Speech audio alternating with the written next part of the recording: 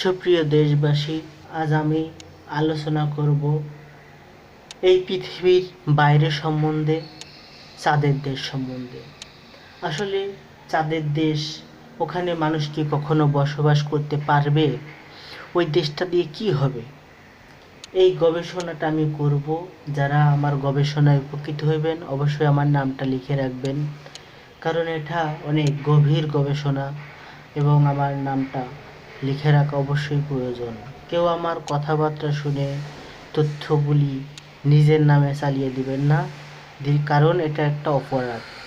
আসলে চাঁদের দেশে মানুষ এর আগে গিয়েছে, আমেরিকা, চীন, বিভিন্ন দেশের লোক চাঁদের দেশে গেছে, যাওয়ার চেষ্টা করতেছে।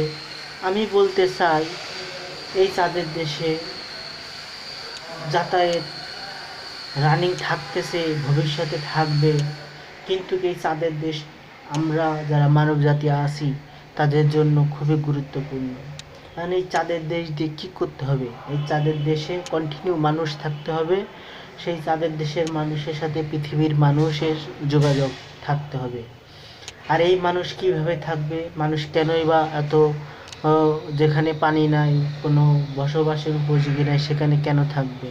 আমি বলতে চাই, থাকার উপযোগী তৈরি করতে হবে। মানুষ চাঁদে 2 জন 4 জন 6 জন যাই যাক না কেন, অবশ্যই চাঁদের দেশে যে বসবাস করতে হবে, এমন একটা গাড়ি তৈরি করতে হবে। সে গাড়িটা ঠিক হেলিকপ্টারের মতো চাঁদের দেশে ল্যান্ড করে চাঁদের দেশে এক প্রান্ত থেকে আরেক প্রান্ত নিয়ে যাওয়া যায়। হেলিকপ্টার নিয়ে গেলেও কোনো সমস্যা নাই।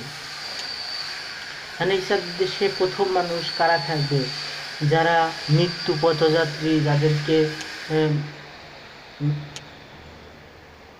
মৃত্যু দণ্ড দেওয়া হয়, তাদেরকে আমার মনে হয় চাঁদের দেশে পাঠানো উচিত। কারণ বিভিন্ন দেশে ফাঁসি আসামি আছে, সেই ফাঁসির আসামিদেরকে আমরা চাঁদের দেশে পাঠিয়ে তাদের বসবাসের উপযোগী করতে পারি। আইন তাদেরকে মৃত্যুদণ্ড না দিয়ে আইনের মাধ্যমে তাদেরকে চাঁদের দেশে বসবাস করাইতে পারি। সেখানে তাদের জন্য প্রথমে যে আমাদের কৃষিকাজ করতে হবে তা না, প্রথমে যে আমাদের এই চাঁদের দেশের সাথে যোগাযোগ রাখতে হবে। আমরা প্রথমে সংরক্ষণ করা পানি, খাদ্য এই পৃথিবী থেকে পাঠাবো, সেগুলো তারা খেতে পারবে। খেতে যে সেখানে তারা গাছ লাগাবে, সেখানে মানুষের বসবাসের উপযোগী হবে। সব কিছু করতে হবে এটা মানুষের জন্য।